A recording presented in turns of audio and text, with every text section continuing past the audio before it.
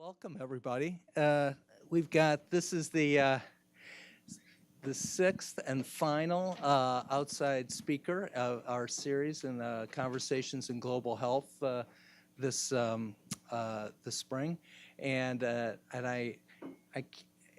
you know, oh yeah, well, as you know, we, Admiral Ziemer, who's joining us tonight, was going to be our kickoff or our opening speaker, but now is going to be our closer. And so we're really excited to have him here.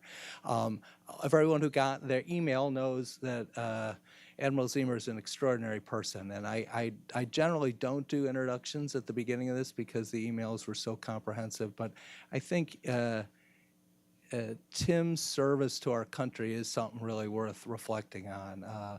An incredibly distinguished 30-year career in the U.S. Navy in everything from frontline combat in Vietnam to running large installations in the Navy, and then quite a second act, I would say, of working in global health, international development, service at USAID, 2 tours of duty, I guess I'd say, at USAID now, depending on how you count it. And I've had the privilege of getting to know him through when he was the head of the President's Malaria Initiative, which is really one of the extraordinary successes in global health. And we had an opportunity to work together on the Global Fund Board. So for the handful of people here who were here for the last class, we were on the U.S. delegation to the Global Fund Board together. So we are just really delighted that, Tim, that you're here and joining us tonight. So thank you. Yes, you got to press your. So you'll get the first question, and maybe anything else you want to assess. No, I'm glad we did a little bit of an introduction because it's really wonderful to have you here. So thank you. Can I say something before you ask the first question? Yeah. Well, you can do whatever you want. Sure. Okay. First of all, it's good to be here. It's a highlight of my day, and it started at 4:45 with an Ebola question. So it's really good to be here. I'm a little bit preoccupied and tired, but genuinely, this is the highlight. The Mutual Admiration Society exists between John and me for a number of different reasons. And so when John said, would you do this? I said, sure. And then, of course, the government shutdown interrupted my eager accommodation to come over. So it's really good to be here. But let me just flip the coin here. You guys are really, really fortunate to be here at this institution, benefiting from instructors and the entire curriculum.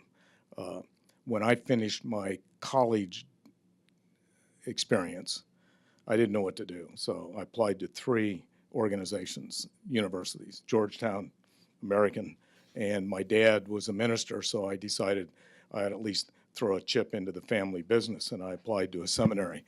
I was accepted at all 3. And then that was interrupted by Uncle Sam, who invited me to join the military. So fast forward 48 years ago,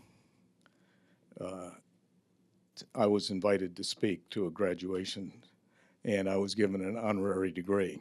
So it took me 48 years to get credentialed, even though I did it on the QT. But I do have an association, a hope, but then a delivery. It kind of reminds me of the Khmer Rouge doctor that I met in Cambodia, who had been with the communists and worked in the field. And when my deputy asked him where he got his formal training, particularly on a specific malaria intervention, he looked at Dr. Nolan and said, I never had any formal training. I got all my experience in the field. So I kind of am not the right guy to come talk to you tonight from a credentialed global health perspective. Most of my experience was from the field, on-the-job training. So with that introduction, again, well done for being at this institution.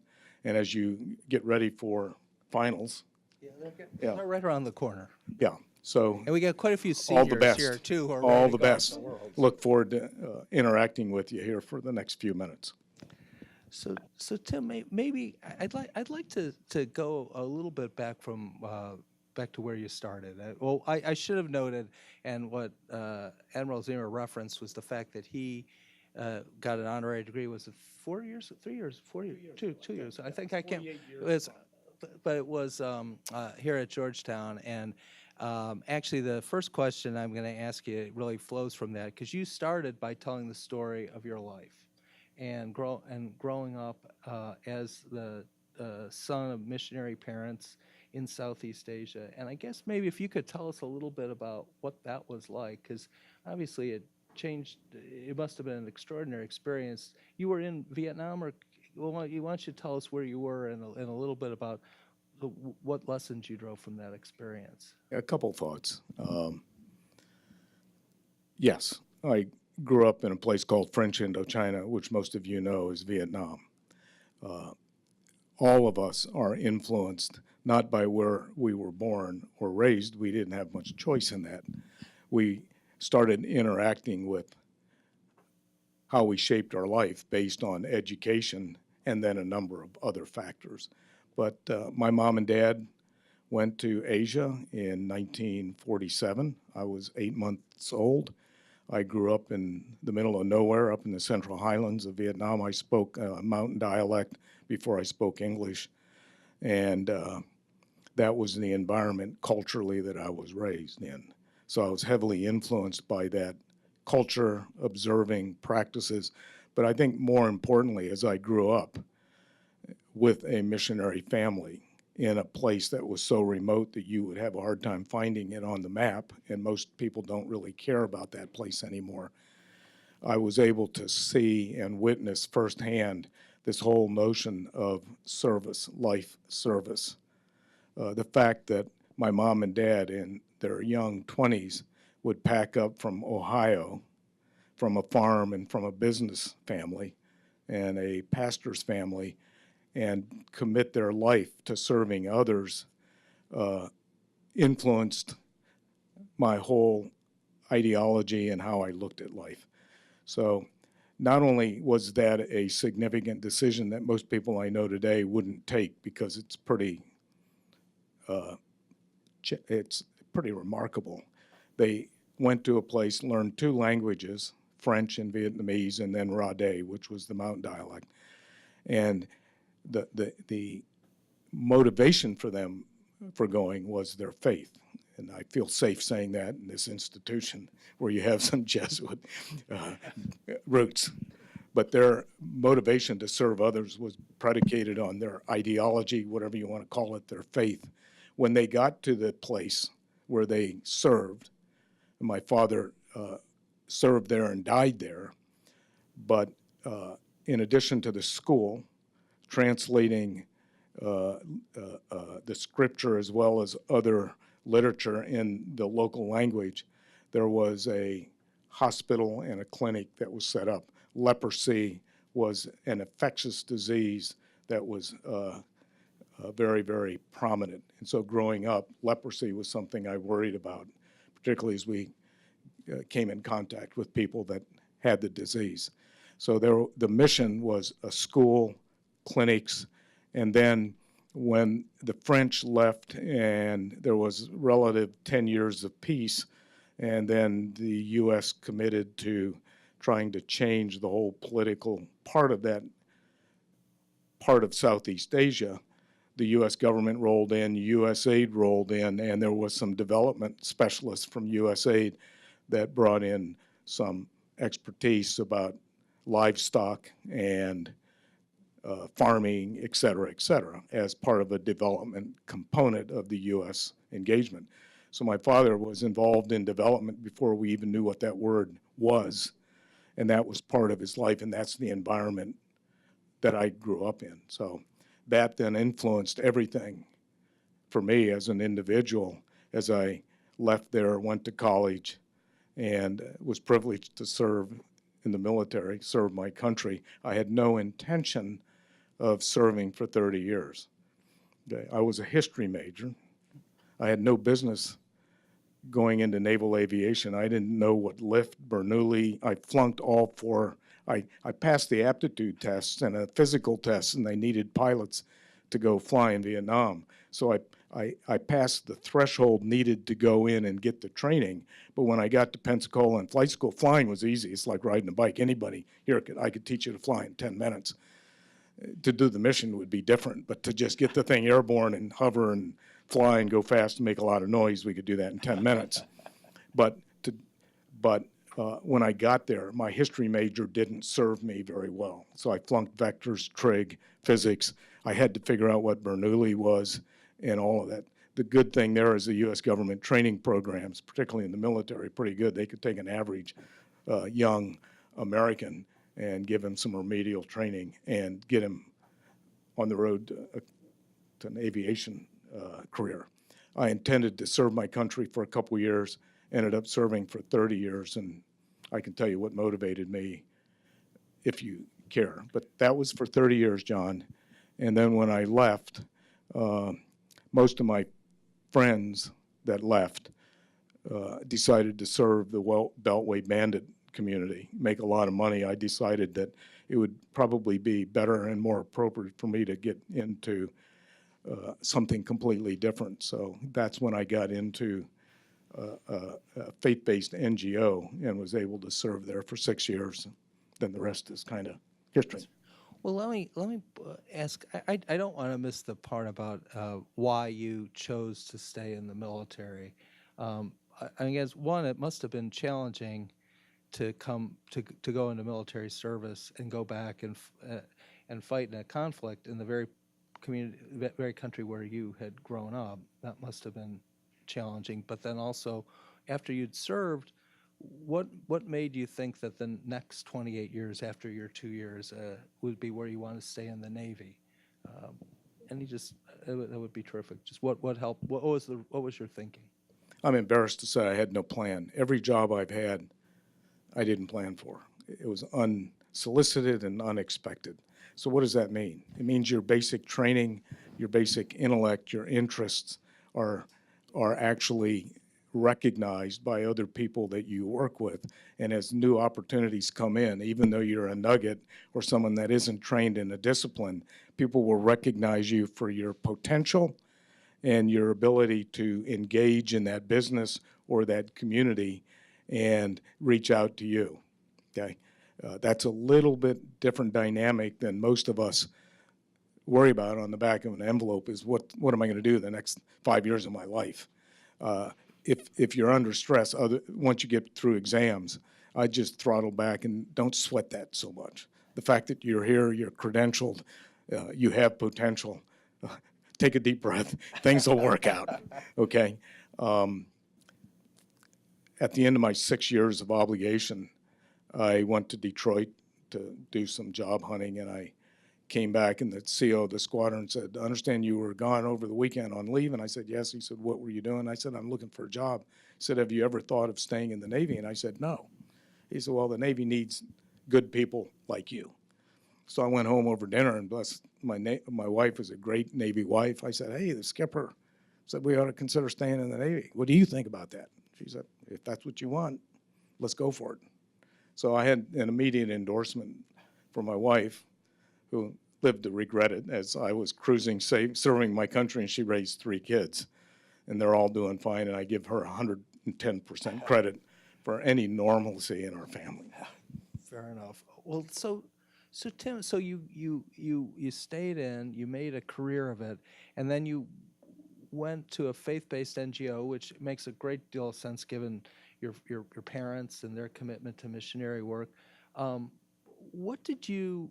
It seems to me one of the strengths I've seen in the work that you've done is you bring a sense of focus and discipline and management to really complicated issues.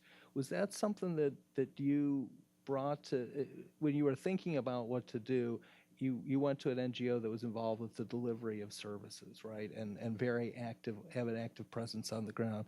Did you feel like that was the right transition, the right place to go, to build on the skills that you had developed over your 30 years?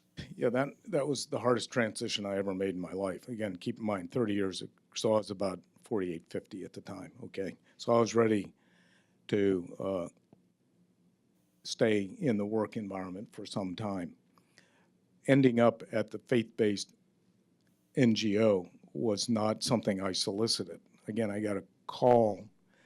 When I left the Navy, I gave a speech. Someone in the audience was in the retirement ceremony, and the next morning asked me to go to breakfast and hired me to work in his think tank, which was the biggest mistake of my life, because I'm not a thinker and a writer, although we all are infatuated with the opportunity to be in a think tank environment. Met some great people like John, and the salary was great, and we only worked 3.5 days a week. And then I hated it. It wasn't the right fit. So I was embarrassed trying to figure out how to disengage from that poorly thought through opportunity that just popped in. So as I was disengaging, I got a call from the board of World Relief, and they were looking for someone that could just manage people and mission. So I think coming out of the military environment, it's a given that no matter where you come from, your background, where you are as far as your pedigree, you focus in on a clear-cut objective, and that discipline overrides and becomes a dominant component on how you behave and how you deal with people and how you embrace and get something done. So I think the board was looking for someone with that skill set. And again, I couldn't spell private sector faith-based NGO. I knew what they were. They benefited, and my parents worked with them. So the reputation was there, but I didn't realize what a challenge it would be to make the cultural shift from the U.S. military to a faith-based NGO. And we can talk about that if you're interested. Actually, I was going to ask if you could just elaborate a bit on, because it does seem to me the cultures are different, even if they're both about delivering, as you say, and managing for mission, but they're quite different culturally, I'm sure. Yeah, let's talk about culture first. The people in faith-based NGOs are a bunch of Mother Teresas. I love them, okay? I was not a Mother Teresa. I held her and revered her, but the rites of passage in a faith-based NGO was a theme I hadn't even thought of. So as a military guy coming in, working with individuals who came from a very, let's say, Quaker, Mennonite, conservative faith group, working alongside or being led by a military person was almost an aberration. So I learned, number one, to just shut up and listen, but more importantly, I had to earn respect and the rites of passage that is inherently how people fleet up and move up the food chain in those kinds of NGOs. It was during that experience that I got my training wheels on development. There were 5 sectors of development. The dominant one was health. It was during the implementation and scale up of HIV, maternal child health. And so that was a dominant part. So that's where I learned about global health. And we worked in 26 countries like Rwanda, Sierra Leone, Iraq, Syria, really garden spots in terms of development. And it was really, really hard. We also did agriculture and microfinance, natural disaster response. And then the 5th component, which is relevant today, was resettling displaced people or working with HHS and the State Department and resettling, being a contractor for the whole refugee resettlement initiative here in the States, which really is really quite a remarkable program. So we did 5 components, and again, I'm repeating myself, that's where I got my training wheels on development and got a sense of how complex it was. The faith-based NGOs enjoy some of the most passionate, committed people in the world. But what I learned early on is that they're only 1 or 2 persons deep. Okay? In the military, I had a whole squadron or an air wing, and if one guy rolled off or did something stupid and we lost him, we'd go to the chapel, hold a memorial service, and then boom, we had a whole lineup of people that would just follow suit with all the skills, all the technical capability, and we'd keep going with the mission. I found in the faith-based business, particularly where I was, the depth, the quality was super. The depth was very narrow, and taking care of your team was a completely different challenge that I didn't expect. That was my paying them. We had $1 million a month payroll, real dollars, not like in the government where we just kept getting money because Congress gave it to us. I had a payroll of $1 million, so I laid awake at night worrying about how to make payroll for these wonderful, passionate people. Many months. And then Tim, you went from then you went to PMI was the next step, right? And so, I mean, I think as everybody knows from the briefing and the background, you know, the President's Malaria Initiative has been really one of the U.S. government's most effective global health programs, and I think you are widely credited for your leadership and also tenure in that role, and the fact that you built relationships with the kinds of NGOs that you're talking about here. So I guess maybe so you went from the military to to a faith-based NGO, and then into the belly of the development beast, the U.S. government's Agency for International Development, and I guess maybe then contrasting what the leadership, what leadership looked like from USAID. Yeah, I want to get into your question soon, but just this is significant. I didn't want to come back to government. I pushed back, and so when I got this call from White House personnel about coming down for an interview for the President's Malaria Initiative, I said, no thanks, appreciate the call, I'm not interested. 3 or 4 weeks later, I get another call, same person. Would you mind coming down for an interview? And I'm embarrassed to admit it. The notion of going to the West Wing and being interviewed by anybody was kind of a cool thing. Give me a war story, if you will. So I said, okay. So went down to the West Wing and met some wonderful people, got interviewed, and before I knew it, when I understood the mission, the fact that we had political, congressional, and real money, and an agreement that we could mold this thing to achieve certain objectives, I said, okay, I'll go for it. I expected to be there 2 years, and as John mentioned, I resigned after, I'll tell you a Bible story here in a minute, but I resigned after the Bush administration, and I got a call from the Obama transition team, and they said, not, we think you're the smartest guy in the world and you really know a lot about malaria, but the question was, if we ask you to stay, what would you say? It was a loyalty check. And I said, well, I've resigned, and I have no plan on staying. And they said, yeah, but would you? And so I said, sure, if I can do what I'm doing the way we're doing it, I'm happy to serve. And I emphasized the word serve. And they said, pull your resignation letter. So I served 8 years underneath the Obama administration. Met some great people. And so that was the historical continuity of 2 years with the first administration and then 8 underneath the Obama administration. Okay. That's pretty amazing. So I think maybe, do you want? Just one question, because you've talked about service a lot, and obviously as students who are looking to in their careers a lot in a career in service. And what do you say to people who say, I want to have a meaningful life. I want to give back.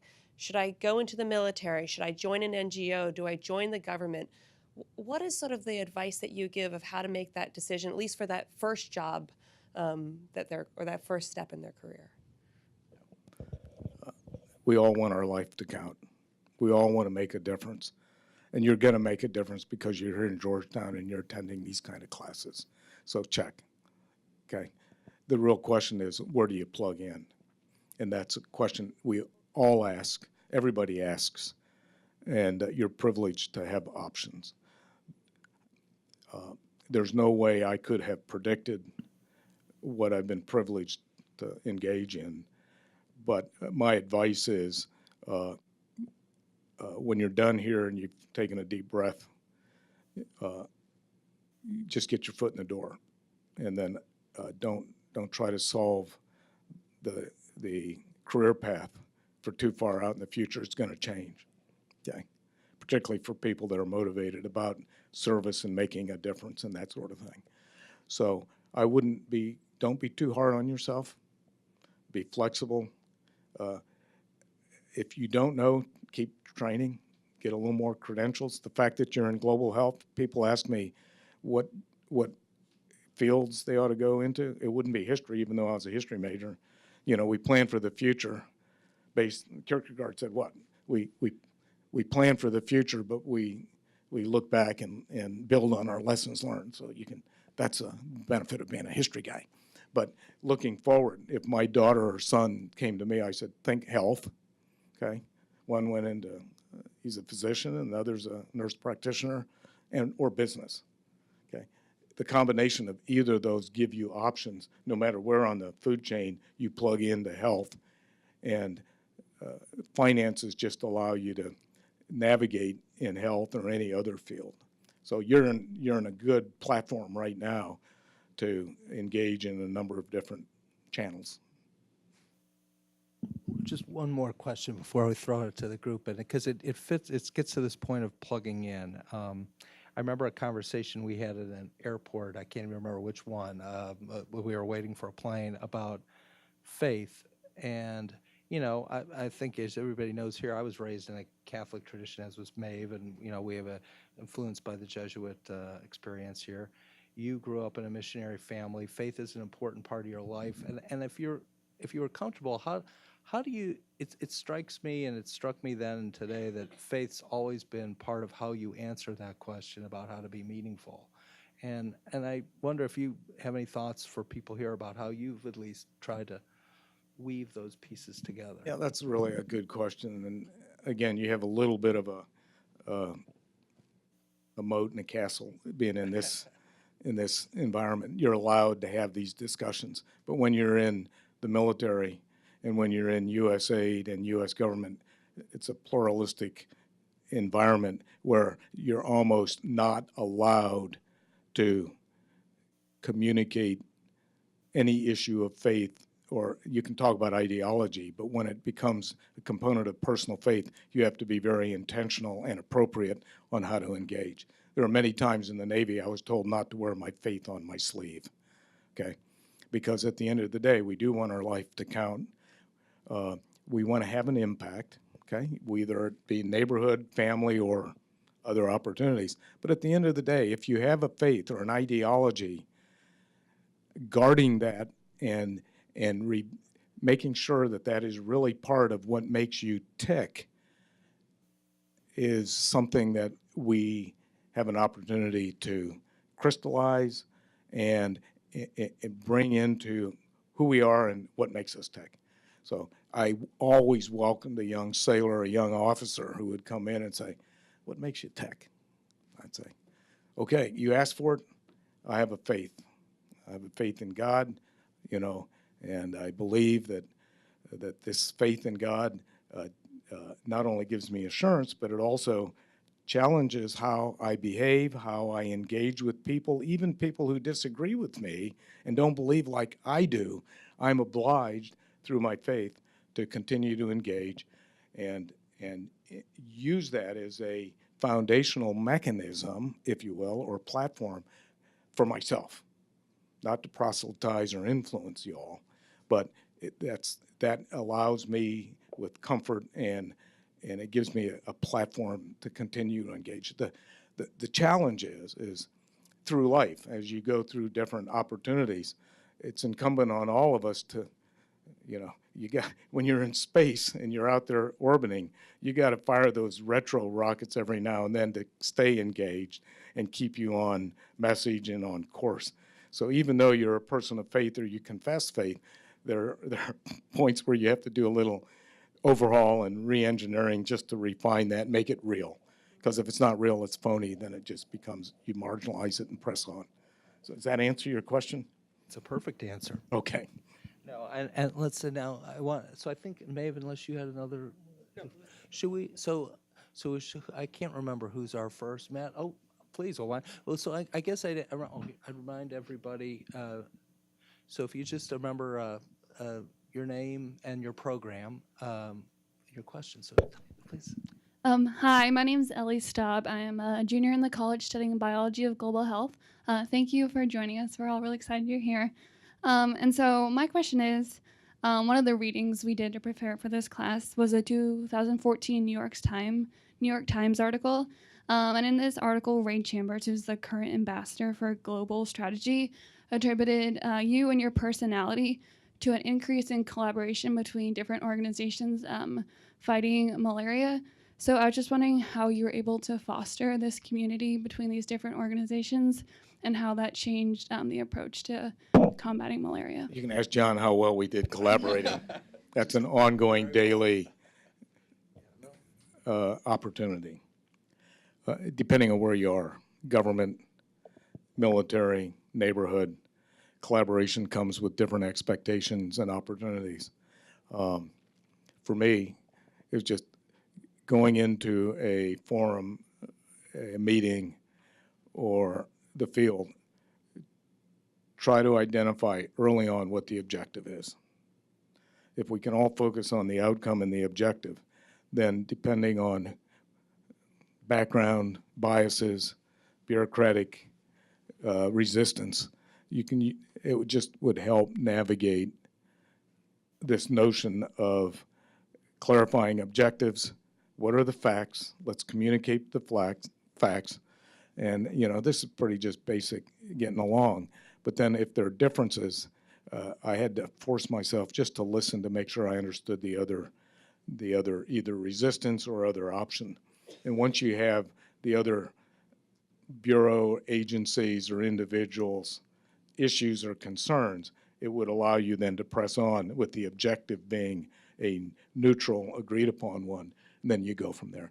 If it became clear early on there was resistance to either sharing the facts or a different objective, then I would try to wrap that up and go somewhere else.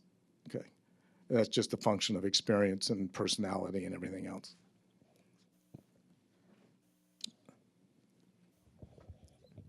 Hi, my name is Madeline Cuny, and I'm also a junior studying biology of global health. Thank you again for being here.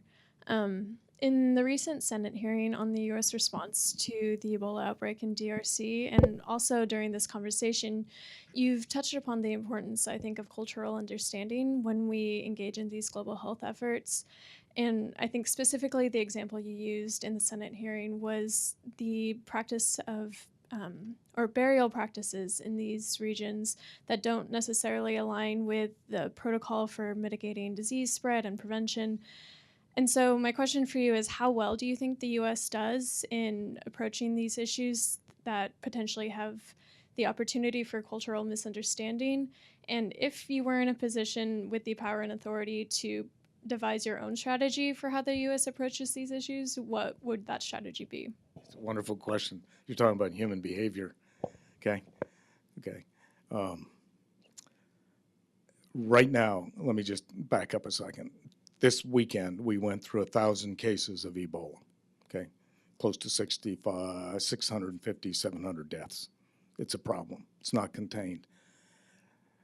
We also lost 1,000 people to cholera in DRC this past year, okay? So there's a lot going on in that country, and the Ebola response is directly adversely impacted by the instability of food and basic human development opportunity. There are 12.8 million people where your tax dollars have been invested. $338 million last year in DRC for these 12.8 million people to provide food and basic sanitation, medical stuff. So that part of instability of human reality has found itself right, the Ebola outbreak has found itself right in the middle of that human need, okay? So there are three issues going on right now. The virus, which is not contained, the insecurity of the area. We have 70 plus armed groups in there that have been there since 1994 after the genocide. And that is creating a lot of instability. This past weekend, we had another Ebola treatment center burned down by the community. So we have the virus, which we know how to control. We've done it 10 times, 9 previous times in DRC. We can handle the virus. The security situation is not getting better, and the community is not cooperating. They cut off the ears of a nurse in the Ebola treatment center a week and a half ago. They burned it down, and they took all of the personnel protective equipment and threw it out.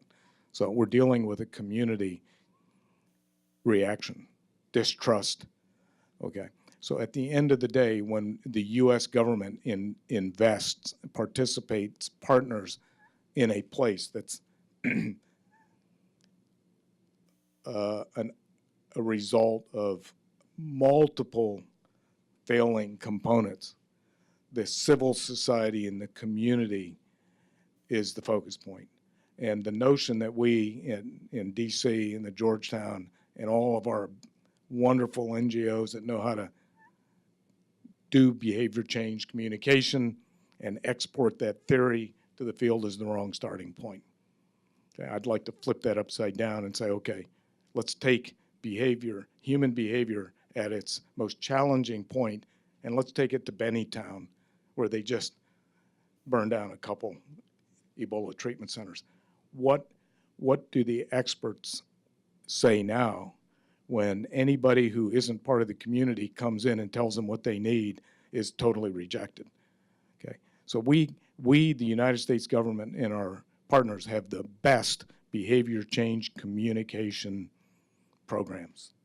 In malaria, when we were trying to get normal people to use bed nets, take their kid to a clinic if they had a fever to make sure it was malaria and not something else, we invested huge amounts of money in behavior change communication. I kept asking, how much behavior change does $1 million buy me? Nobody can answer that question. So getting back to this notion of, in a positive way, impacting civil society in the most complex places in the world, and this is where the Ebola outbreak is happening right now. It's even more challenging than Syria. Okay. The real question is then what do we do to begin to address the suspicion and the lack of cooperation? Nobody's cracked the code yet. So when we go in there with all the lessons learned from West Africa in the 2014 Ebola outbreak, we have a lexicon of how to do it right. Okay? We know what to do. Safe burials. When you're in that culture and people die, the rites of passage, the rituals of caring for that corpse is a significant thing. And the notion of not being able to comply with that tradition contradicts everything that they're accustomed to, holding, loving the body. That's the most infectious part, as I understand it as a non-health expert. That's exactly what you don't do. So what CDC has learned and all the practitioners is to have a dignified burial ceremony and to assist the family. We haven't cracked the code to do that in that place. Long answer, but I hope that's helpful. Yeah. Hi, I'm Matthew Chaplin. I'm a sophomore studying global health. And my question is, with the emergence of gene editing through CRISPR and the sterilization of mosquitoes that directly impact the species biology, do you find such advances as viable interventions to reduce transmissions or as a possible avenue for eradication of malaria? Yes. I'm pro-technology, pro-science. I love Bill Gates, and I'm so grateful that he's invested millions of dollars to do that kind of research and leverage his cash with other universities. All in.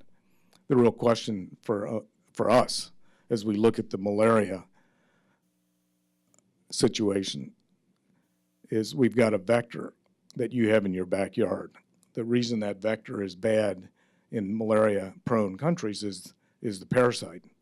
So the mosquito isn't really the major problem. It's that parasite that the mosquito is carrying.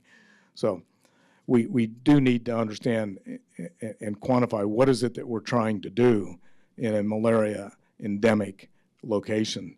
Is it getting rid of the mosquitoes? That would be good. It's pest control.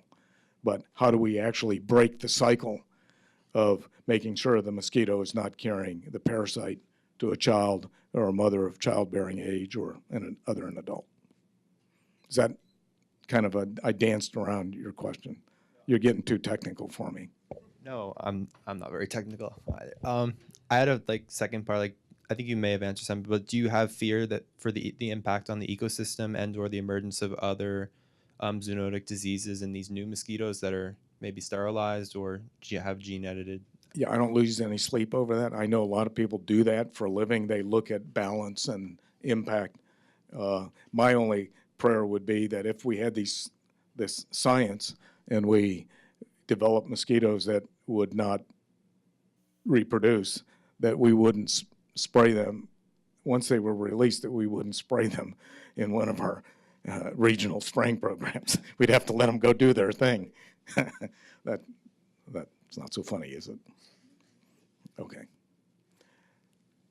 I'm not sure I answered your question. I do think there's sufficient advocacy in science that is spending a lot of time and money looking at appropriate implementation of science and the impact on the environment, et cetera, et cetera. All right, so I think I'm going to open it up to other questions. So what do we got? Oh, there we go. So why don't you pass, you want to just pass down that? Hello, I'm Zach Allen. I'm a junior. I'm a STEM major, which is Science, Technology, and International Affairs. And yeah, in the School of Foreign Service. Thank you. So I know that you were never a healthcare worker in the Navy, but you clearly have a lot of experience working in the Navy. So I was wondering if you could speak to a bit of what does it mean to work in healthcare in the Navy as a doctor or some other healthcare worker, and how is that different or unique from just being a healthcare worker in a different part of the U.S. government? I was the beneficiary of government-run healthcare as a naval aviator. I dreaded the flight surgeon, but I knew the flight surgeon would take care of me. So once a year, I had to go get my eyes checked, make sure my ticker was working. So, but healthcare in the military was a positive. It was well-run, took care of a lot of people, old retired guys and young 20-year-old sailors. In Vietnam, the whole healthcare piece was a major component of operations. So embedded within the military is a huge, huge, effective, well-run, well-managed healthcare system. Care providers, nurses, doctors, et cetera. My son-in-law was a physical therapist, was bored working on in the private sector, ran into some Navy doctors at a health fair, and he joined the Navy to get into the Medical Service Corps. When he got into the Navy, he was ordered up to Newport, Rhode Island, enjoyed the wonderful digs up there and ate a lot of lobster and went sailing and fishing, but he was bored out of his socks because as a medical service physical therapist kind of guy, he couldn't affect policy or change. He's a really smart guy. He wanted to get in there and affect internal changes to make medicine more effective. And he realized that he was going to have to go into med school and become a doctor and have that credential so then someone would listen to him when he trying to engage on policy, okay? So he applied, he got accepted, there was a government sequester. He couldn't get his Navy-paid tuition covered, so he was impatient. He said, screw it, I'm gonna go on the outside. And he proceeded, now he's a physician, benefited from the Navy, but he's doing his own thing. So I only say that to endorse medical engagement either in the civilian or in the government. There is a role, there's a service. If you're interested in that, talk to the Navy medicine or the military medicine guys, talk to the private sector. There are a lot of opportunities. That kind of answered, at least touch on it? Okay.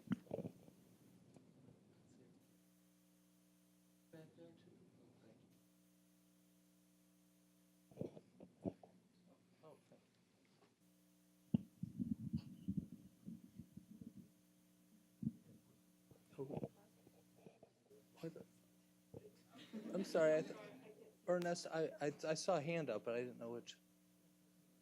Please.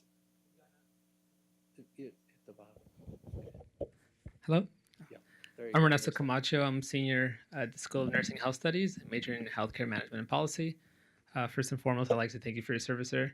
I served 6 years in the Army as well, so 3 years active. This is my third year in the reserves. So my question for you is like, what advice do you have for somebody who wants to go into aviation specifically, that's prior service and like wants to look to transition into the aviation field? Just so I got it right, just advice on transitioning. What was the last part of your question?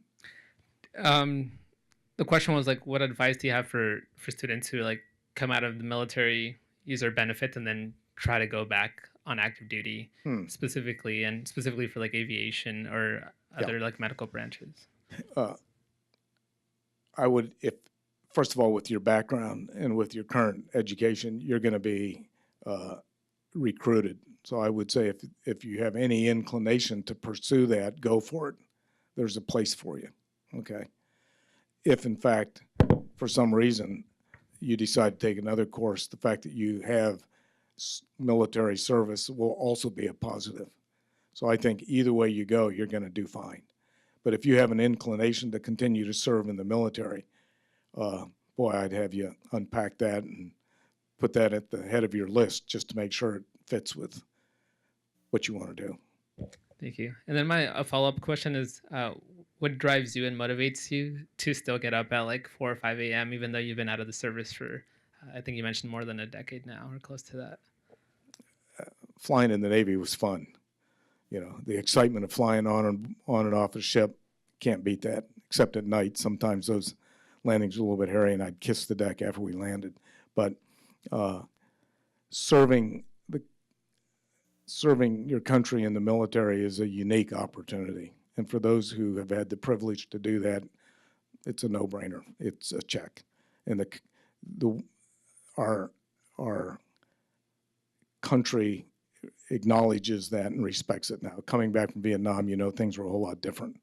I was told not to wear my uniform when I stepped off the plane. Today, the service to the military is considered a positive, and you're patted on the back. So I would say enjoy that and exploit that. I lost my train of thought. Oh, why do I wake up so early? My mom was a farmer, came from a farm. So when there is, I have to be careful so I don't choke up here. I have a friend who he grew up with me. He's a missionary doctor in Africa. His service, as long as he's healthy, is to continue to train Africans in technical, it's a training school, okay? But he recently made a statement, and I understand. He said, if you really saw what was going on in the world today, you couldn't eat your lunch, okay? I don't think most Americans appreciate how fragile this world is. Today, right now, I'm responsible for 6 disaster response teams, okay? We started one in Mozambique. We got 17 people on the ground, 15 people here coordinating with DOD and the interagency. We have one stood up for Ebola. We have one in South Sudan. We have one in Syria. We have one in Iraq, and we have one in Venezuela, or on the border. So that is my world right now, is responding to the humanitarian crises. There's only one that's natural, caused by natural disasters, and that's the flood and the cyclone impact in Mozambique and the southern African region. The rest are caused by humanity and the total breakdown. And I'm throwing Ebola in there because we can't fix it because of the security in the community. But the other 4 hardcore areas where we're invested are human caused. And as I look at the index of improvement, it's going the wrong way. So in this world of health, if you have an international bent or component, the challenges are growing in the wrong direction. That's what keeps me awake at night. And when I woke up this morning and I saw the email on Mozambique, no, it was actually Ebola, sorry. You just jump into action and go for it. Thank you, sir. Yeah, it's the mission, it's the cause. Things are bad and they're getting worse. That's what I told my boss. Thank you. Other questions? Any? Oh, there we go. Let me say one thing while you're getting the mic. If it wasn't for what the United States government is doing through their development programs, through the State Department, HHS, CDC, and USAID, things would be much, much, much more complex.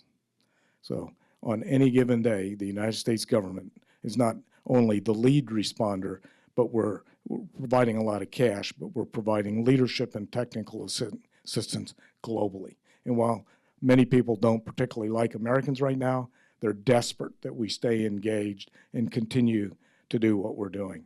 So the U.S. government is doing a significant amount of work right now. And again, it's a privilege to be one piece of that global response. Hi, my name is Emily Mazer. I'm also a sophomore undergraduate studying biology of global health. And I was wondering, you spoke a bit about how you grew up in Vietnam and you witnessed firsthand development and basically the things that you do now. And so I was wondering if you ever noticed that different life experience manifest itself in the way that you approached problems and issues as compared to your peers, if that was ever something that affected the way you do your job. I think we're all beneficiaries of how we were raised, where we were raised. Again, we don't have any choice on that component, but I would say sure. You know, I was the only American in our village. I didn't know I was an American. I just thought I was, you know, I had yellow hair then, and that fascinated, you know, the folks, but that was my world, and we're all influenced by where we were raised and the folks that we were raised with. So absolutely, I'd have to unpack specific things, just dealing with people, dealing with poverty. Let me tell you a story. So I remember Christmas Eve, our church had a huge Christmas celebration, and some person, one of the nationals came in and told my father about this guy who had been ostracized from his village, and he needed some care. So my dad jumped in his Jeep, I went with him, and we drove quite a while, came to this village, and someone pointed out to where this individual was. He had leprosy. So my father stopped and asked if he would like to come to the mission for some health care and to just have some support. And the guy said, wait a minute, and he ran back into his little lean-to, came out with his knapsack. He had his entire life savings in his little knapsack, jumped in the car all the way back. He kept looking around at the Jeep, got to the mission station where we had like a barracks, and he got his own room. There was a bed, and my father turned on the lights, and he looked at the light switch. He came over, he turned it on, turned it off, turn it on, turn it off. Then he went over to the window and he tapped on it and he said, And my father said, just relax, here's some food, and tomorrow the medical folks will come and help you. And if you want to go to this Christmas pageant, you're welcome. And my dad said, do you have any questions? And he said, yes. In heaven, will there be lights in all the homes, and will they all have glass windows? And my father said, oh, are you a believer? He said, no, I have people in the village who talk about their faith in God, and they talk about heaven, but I was just curious. So that was the environment that I was raised in. So when you get down to that level of human innocence, human poverty, and he was totally abandoned and ostracized by his people, the mission was able to reach out and help him. And there's more to the story, but he was brought into the program, diagnosed, put on treatment.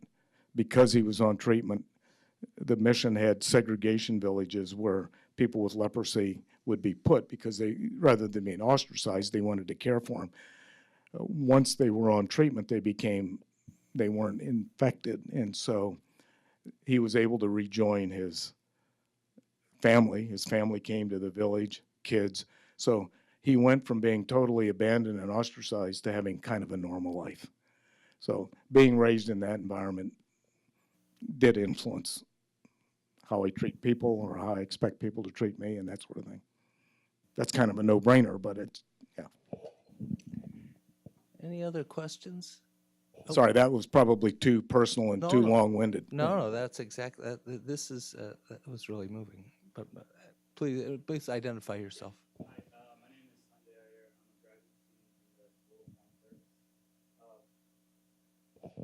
Sorry. So I had a question about malaria program strategy.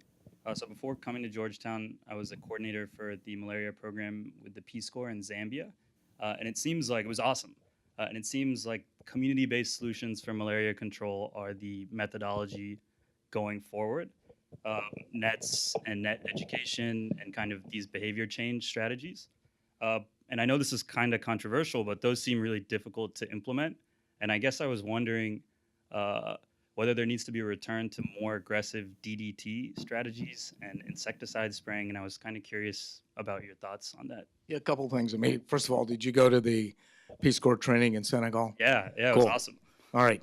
The Peace Corps was a huge partner because they were in the community, and that link of community engagement and behavior change, the Peace Corps delivered as well as anybody. So thanks for doing that. And I think the success of the program goes directly to the collaboration and the partnership that the Peace Corps had with our program on behalf of the United States government.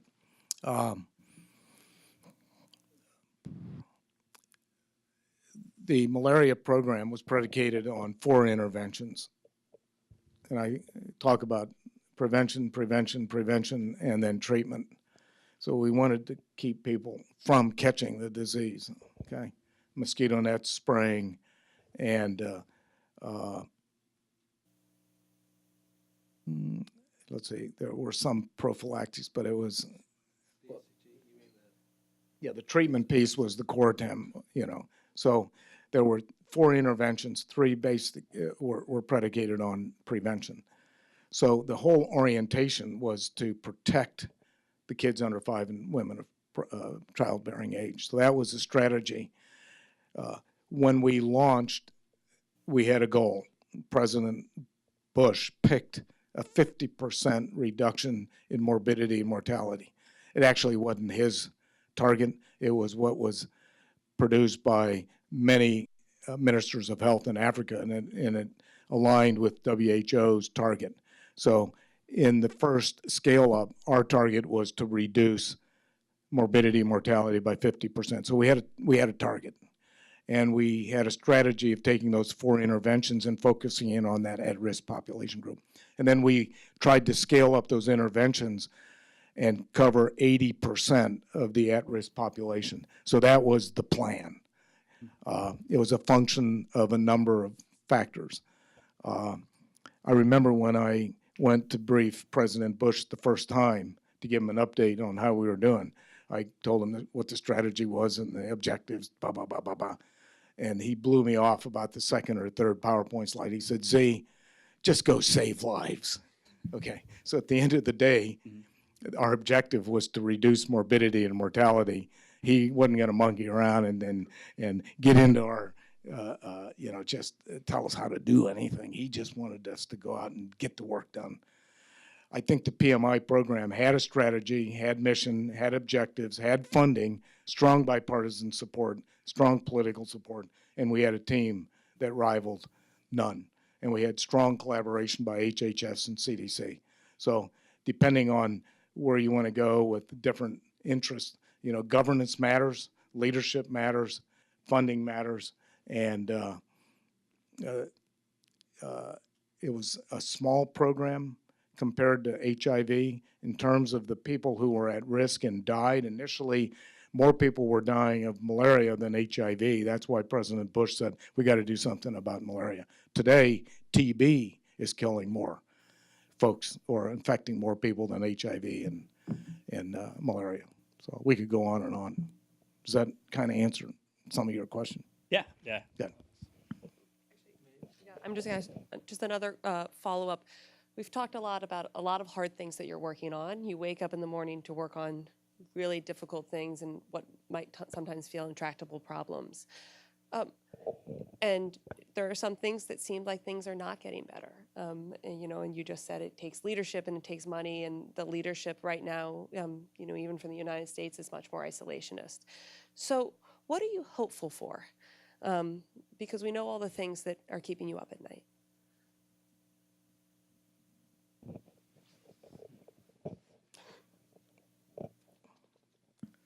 I feel privileged to be part of the group that's working in some very desperate, complex areas, So just the privilege of engaging motivates me. My kids are saying, when are you going to quit and go do something else? It's pretty hard to hit the exit ramp when their cause is so huge and the situation is so dire. My role is just to help the team stay motivated and focused, This is a different political environment that we're in right now, but when you look at what the U.S. government is doing in terms of size, scope, scale, and the investment of people and technical assistance, we haven't hit that a downslope too much. Now, everybody focuses in on budget, and when we look at the president's 2020 budget, a lot of people are concerned. Depending on your perspective and where you're coming from, there is reason for concern whenever there's a dip in effective, important programs. So we live and breathe that every day. John knows about that. One of the things I focus in on is that the budgets are going to have some variation in them, So when people come to me and advocate for their organization or they want U.S. government money to go do their thing, I ask them not to basically the first two slides are we view with concern the dip in the budget. We know that, take that off. Now, tell me, with the money you're going to get, how are you going to impact the program, and how are your programs going to build capacity in a country and continue to build and contribute to health systems, strengthening and or capacity to respond to an infectious disease like the global health security agenda. If you take that and put it on the table, then you can have a discussion. But if we're wringing our hands about a dip in the projected budget, it's a distraction at this point. And I try to get through that right away. We have plenty of advocates on both sides of the fence that are committed to foreign assistance and global health. I let them continue to advocate. My job is to take the money and the partners that we have engaged and try to make that as effective as possible. I kind of danced around that a little bit.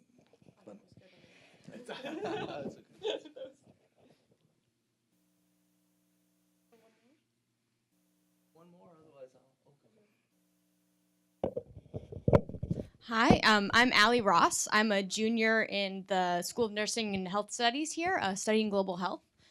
I was just wondering, so you've had experience in the military, the private sector, and the government.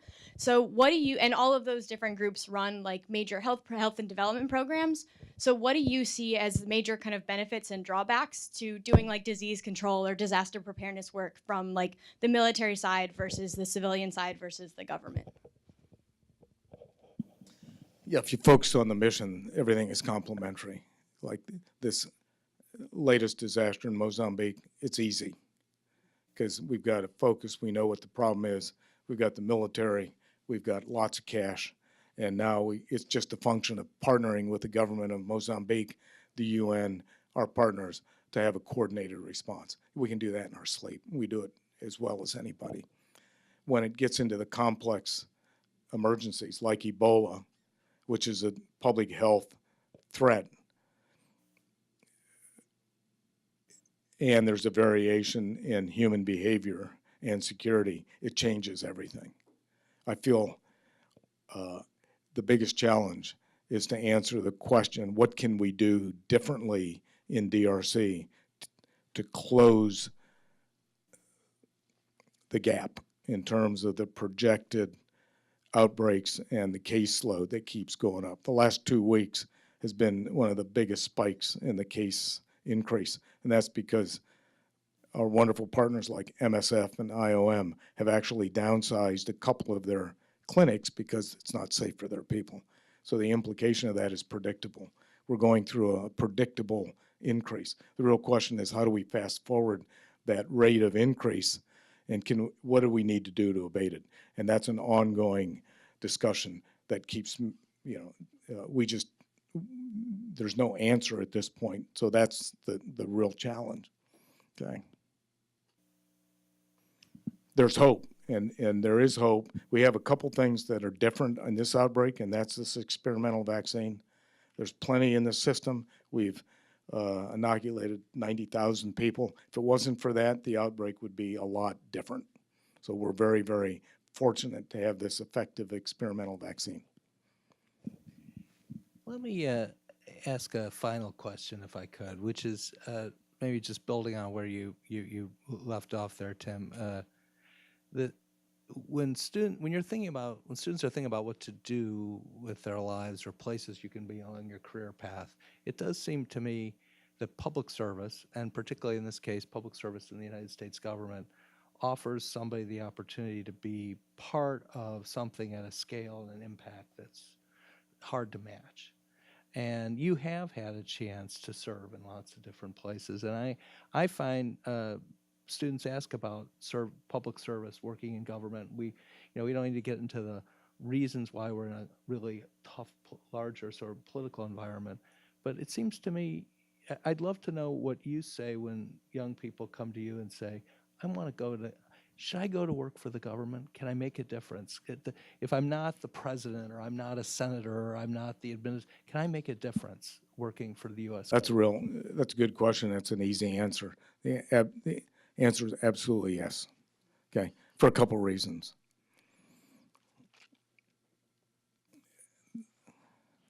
And I've touched on some of those already. First of all, there is a function, there's an opportunity to serve, even though there's a frustrating component of bureaucracy. So if you're wedded to process, you're going to get discouraged early on.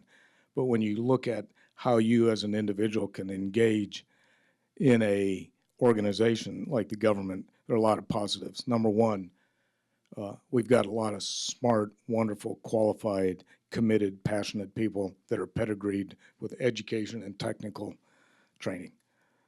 There is no deeper bench of qualified folks working together for a common cause than the U.S. government. That brings technical assistance that is not resident. I mean, you have really smart people in the private sector doing other things, but the consolidation of that type of individual motivated for service brings a deep well of technical leadership and assistance, okay? And then thirdly, there's a lot of cash, okay? So when you have cash, leadership, and technical assistance together, there is no better place than the U.S. government. Now that said, the government isn't for everybody. My oldest son would not thrive in the government. My youngest son would, okay? So you do have to pick and choose. But I encourage everybody at your time in life, as you look at opportunities and forks in the road, to give government service a major, thorough look before you discount it. You're not going to make as much money. You're going to be frustrated by the process. You've just got to set that aside and figure out, what do I want to do with my life? What am I committed to? Do I want to make a difference? You can make a difference in serving others in the U.S. government, particularly in the health field. Well, thank you. That's a perfect way to end this. Admiral Ziemer, thank you very much. I want to ask everybody to give him a round of applause.